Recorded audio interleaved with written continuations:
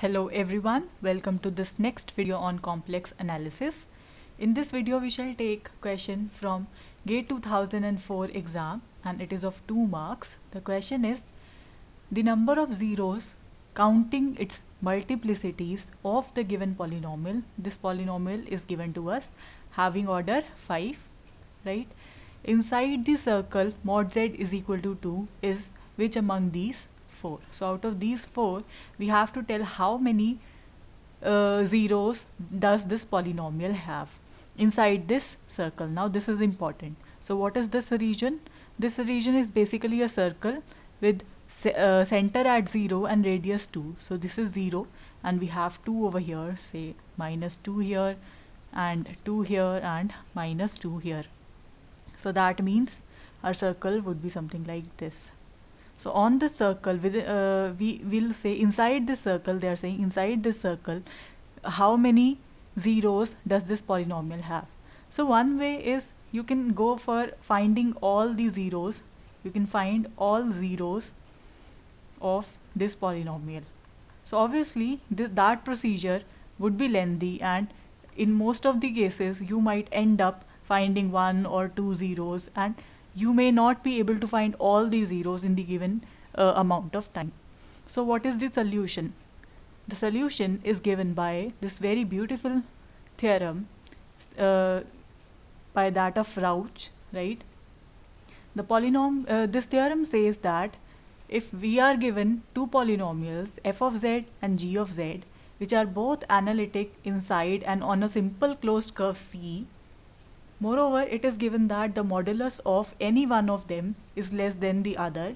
So, the sum of these two polynomials that would be f of z plus g of z, and the one having greater modulus, that means f of z in this case, these two, they have the same number of zeros inside C.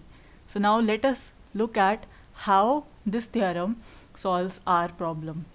So for that we just deconstruct this polynomial. We are given this polynomial z raised to power 5 plus 3z cube plus z square plus 1. So we just deconstruct it into two polynomials. Say one is f of z, another is g of z.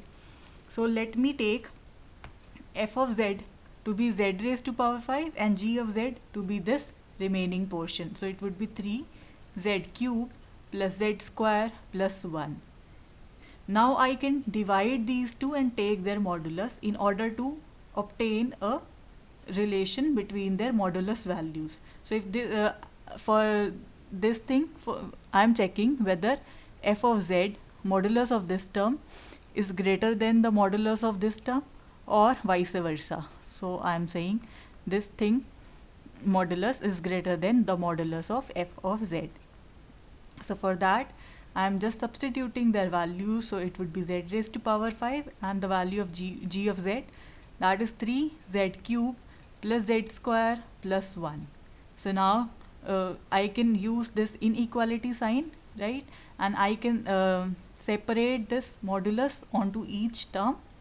So it would simply be 3 mod z cube plus mod z square plus 1. So now remember we have this region, so mod of z is equal to 2 over here.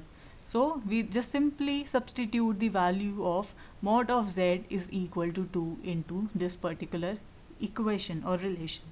So it would be 2 to the power 5 and we would have 3 multiplied by 2 to the power 3 plus 2 to the power 2 plus 1.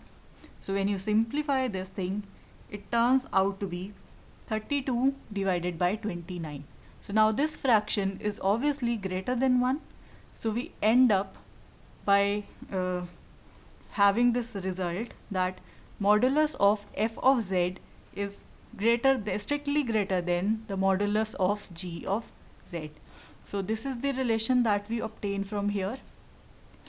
So according to this theorem, now we have f of z the modulus of f of z greater than the modulus of g of z. So that means our polynomial, our original polynomial, which was the sum of these two polynomials, so that would have same number of roots same number of zeros as f of z. And what is f of z? F of z is z to the power 5. Therefore, obviously this polynomial would have 5 zeros inside the given circle mod z is equal to 2. Therefore, we can say our given polynomial has, so z raised to power 5 plus 3z cube plus z square plus 1, it has 5 zeros inside mod z is equal to 2. So this is our answer for this particular question. So obviously here option D is the correct option. Well, that is it for this video. Thank you for watching.